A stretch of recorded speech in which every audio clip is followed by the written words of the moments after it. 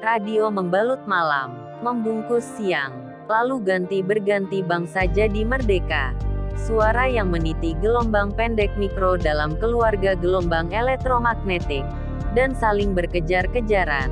Melompat cangkang benua dalam ragam bahasa manusia, yang membawa kabar yang satu, kabar yang dua, hingga beragam-ragam, hingga berupa-rupa dalam berbagai-bagai gaya. Dulu dia hadir dengan gaya suara yang beku, lurus, tanpa intonasi. Sekedar menyampaikan sesuatu berita dan kabar, baru masuk dalam kuluman makna sesuatu. Namun setelah berita diuli menjadi hal ihwal, suara manusia yang berucap di depan corong menjadi bergelombang, dengan tempo menawan, terkadang cepat, lambat dan sedang. Semua jenis tempo ini mengikat dan menghipnotis tingkat emosi pendengar. Lalu radio dengan segunung hal ihwalnya itu berubah wujud menjadi instrumen emosi manusia.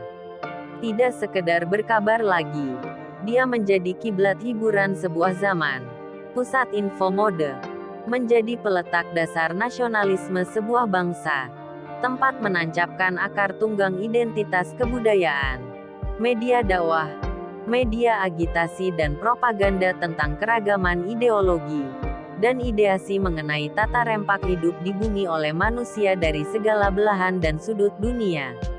Radio pun menjadi alat pembagi antara timur dan barat.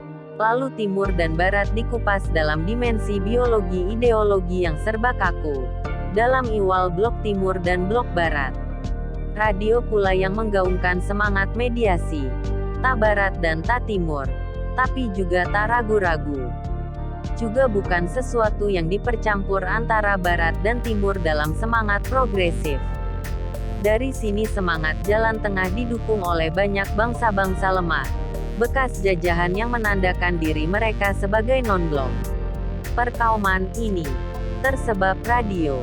Dia berjenis kelamin tanpa wayar, untuk menyampaikan kode, bunyi dan suara dalam rentang yang jauh. Lalu dikenal sebagai wireless telegraphy. Bangsa-bangsa penakluk dengan selera penemuan memanfaatkan radio secara progresif. Demikian pula hubungan simbiosis bangsa besar dengan bangsa yang baru muncul dalam wacana kebangsaan, juga memanfaatkan gelombang radio untuk ikatan dan kerjasama. Indonesia merdeka berkat jejaring informasi dan gelombang suara yang meloncat-loncat dari ujung-ujung benua. Mengenai penindasan, mengenai penistaan terhadap bangsa pribumi, tentang pemisahan hak dan kewajiban pribumi dan kaum penjajah, menjadi terang benderang berkat radio.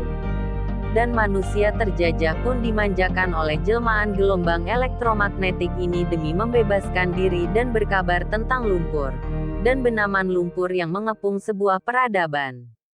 Radio berkejaran tak saja di lembah, namun di pucuk-pucuk dunia. Dia memikul bunyi, kode, dan suara yang menerjang hingga atap dunia Tibet.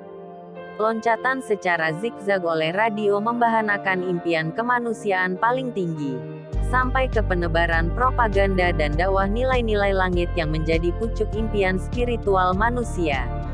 Radio juga menjadi timangan remaja, para pengendara, dimanjakan melalui alur kuping, tanpa harus memaksa indera mata dan raba.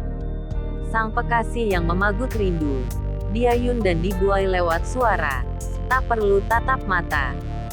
Sambil berleha-leha di atas dipan, sang pekasih berkirim bunyi, nada, cinta, resah dan gelisah mengenai sudut-sudut cinta tak termaknai yang dihidang oleh sejumlah dan serangkaian bunyi.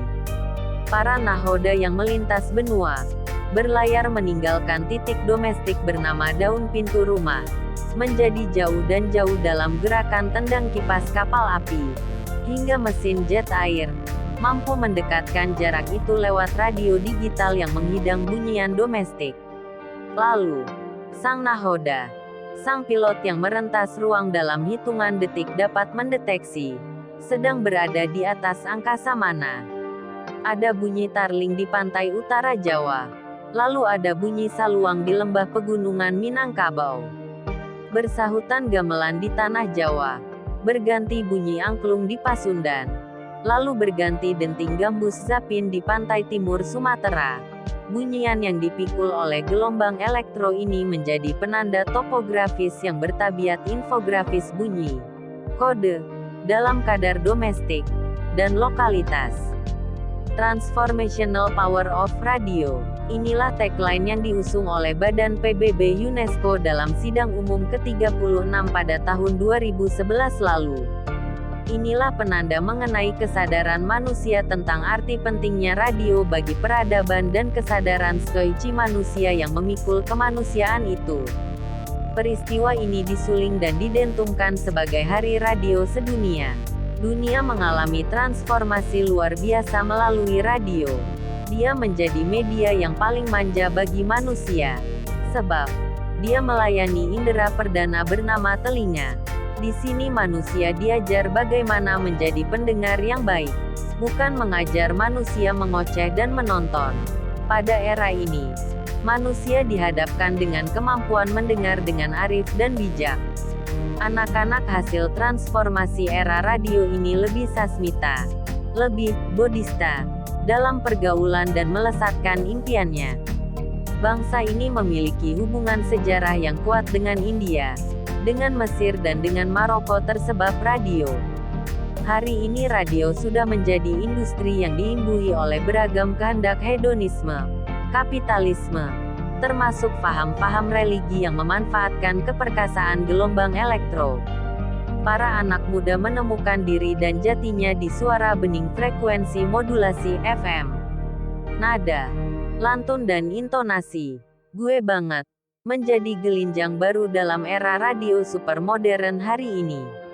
Dan pada waktu yang sama, program bahasa Indonesia Malaysia menutup jalurnya di Radio Nederland Wereldom. Radio memecah waktu.